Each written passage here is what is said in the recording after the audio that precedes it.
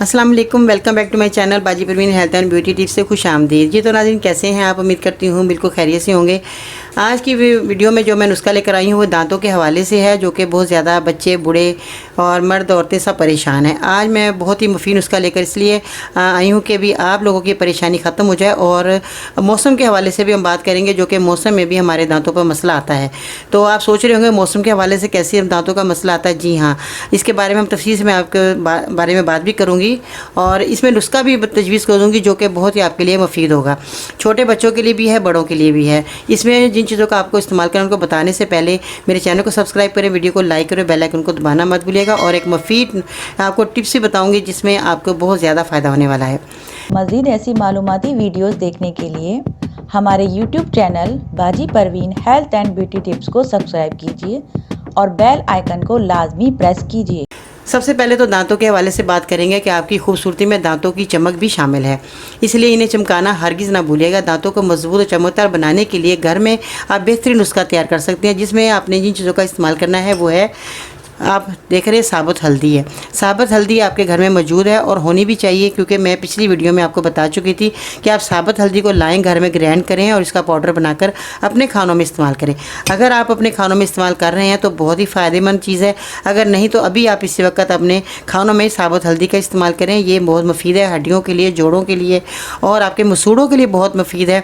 आज मैं आपको मसूड़ों पर लगाने के लिए इसका जो नुस्खा बताऊँगी, आपने ज़रूर इस्तेमाल करके अपने, अगर आपके मसूड़ों में खून आ रहा है, बहुत ज़्यादा दर्द हो रहा है, रेशा आपके मसूड़ों में पड़ गया है, तो बहुत ज़्यादा दांत हिल रहे हैं, ये सारे मसले आपके आज हल होंगे इस नुस्खे से। क्योंकि इसमें आपने मीठे सोडे का भी इस्तेमाल करना है। मीठा सोडा सब लोग जानते हैं कि हम खानों में इस्तेमाल करते हैं। मीठा सोडा एक मुफीद चीज़ है, जिसमें हमारे जो है खाने लजीज भी बनते हैं और बहुत ज़्यादा जल्दी गल भी जाते हैं। जैसे चने हों, वो गलाना बहुत मुश्किल होते हैं, तो इससे हम मीठे सोडे से चने भी गला सकते हैं। और इसके अलावा हमारे खाने में जैसे हम पकौड़े समोसे बनाते हैं, तो उसमें भी मीठा सोडा अगर एक चुटकी डाल दिया जाए तो वो भी बड़े मज़े के बन जाते हैं। अब नुस्खे में जो चीज़ें आपने इस्तेमाल करनी है, दोनों चीज़ों का इस्तेमाल करना है। ज़्यादा आपको मैं नहीं बताती कि ज़्यादा नुस्खे हों, ज़्यादा दवाइयाँ हों तो आप उसको बनाएं तो फिर आपको मुश्किल हो जाएगा। ये बहुत ही आसानी से बनने वाली दवा है। आपने साबुत हल्दी का पाउडर बनाना है घर में, पिसा हुआ कुछ नहीं लेना। शर्त ये है कि आप सोचें कि चलिए जी कोई बात नहीं, पिसी हल्दी मौजूद है और हम इसका इस्तेमाल कर लें, ऐसा कुछ नहीं करना। आपने खुद अपने हाथों से साबुत हल्दी को लेकर आना है, जो कि इस तरह की आप देख रहे हैं साबुत हल्दी है। तो इसको आपने ग्राइंड खुद करना है। फिर आपने जो है इसको ग्राइंड करने के बाद दवा को तैयार करना है। आपने क्या करना है, एक चुटकी आपने हल्दी ले लेनी है जो आपने पाउडर बनाई है। और अगर आप इकट्ठा बना के रख सकते हैं तो आपने क्या करना है, 2 चम्मच आपने हल्दी साबुत लेकर पाउडर बनाइए और इकट्ठी बना के भी रख सकते हैं। उसमें से 2 चम्मच आपने निकाल लेने हैं। 50 ग्राम आप हल्दी लेकर आए, 50 ग्राम हल्दी को पाउडर बना कर रखेंगे। इसमें से 2 चम्मच आपने हल्दी साबुत निकाल लेनी है और बेकिंग सोडा जो कि वो आपके सामने मौजूद है, 1 चम्मच आपने ये ले लेना है। इसके साथ एक और आपने चीज़ ऐड करनी है, वो है कोकोनट ऑयल। कोकोनट ऑयल के 2 चम्मच आपने इस्तेमाल करने हैं इसके अंदर और ये बहुत अच्छा पेस्ट बन जाएगा। इसको बनाकर आप अपने दांतों पर मिलेंगे। इन एशिया को मिलाकर आप रख सकते हैं, कोई ख़राब होने वाली चीज़ नहीं है कि ये चीज़ें ख़राब हो जाएंगी। तो ये थोड़ी सी मिकदार में आपने टूथपेस्ट की तरह आपने इस्तेमाल करनी है। चाहे आप उंगली की मदद से इस्तेमाल करें या आप ब्रश के ऊपर लगाकर इसको जो है दांतों पर मल सकते हैं।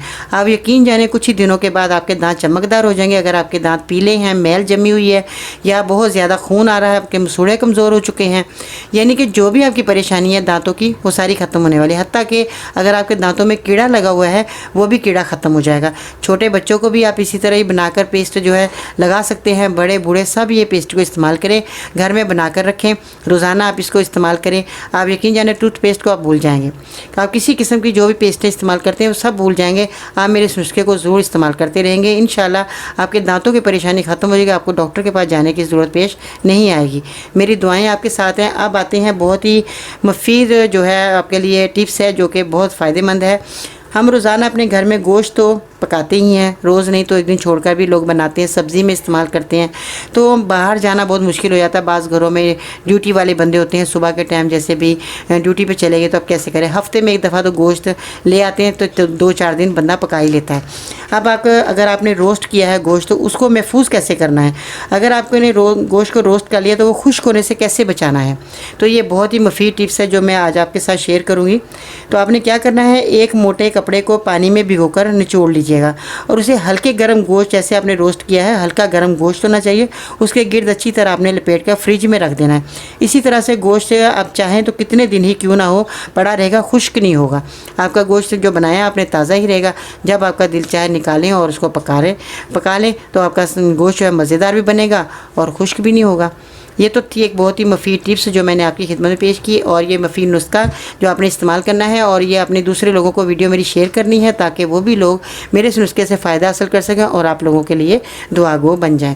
तो अपना बहुत सारा ख्याल रखिएगा। और दांतों को हवाले से मैं ये भी बताना चाहूँगी कि ठंडा आपने पानी ज़्यादा इस्तेमाल नहीं करना, क्योंकि चलते चलते मुझे ये भी बात याद आ गई कि ठंडा पानी आपने इस्तेमाल नहीं करना। जो लोग ठंडा पानी का इस्तेमाल ज़्यादा करते हैं वो उनके दांत भी ज़्यादा जल्दी ख़राब हो जाते हैं, हिलना शुरू हो जाते हैं, ठंडा गर्म दांतों पे लगना शुरू हो जाता है, दांतों में दर्द बहुत ज़्यादा शुरू हो जाता है, टीसें उठती हैं और बंदा कहता है कि फ़ौरन डॉक्टर के पास जाएं और दवाई ले आएँ। अब आपने दवाई नहीं लेनी, मेरे इस नुस्खे को इस्तेमाल करना है तो फिर आप देखेंगे कि आपको बहुत जल्द फ़ायदा हो जाएगा। आप रोज़ाना इस दवाई को इस्तेमाल करें, इसका कोई साइड इफ़ेक्ट नहीं है, कोई परेशानी वाली बात नहीं है। ठीक है जी, अपना और अपने बच्चों का, अपने घर वालों का बहुत ख्याल रखिएगा। इंशाल्लाह ज़िंदगी रही तो फिर नई वीडियो के साथ आपकी खिदमत में हाज़िर होंगे। अल्लाह हाफिज़।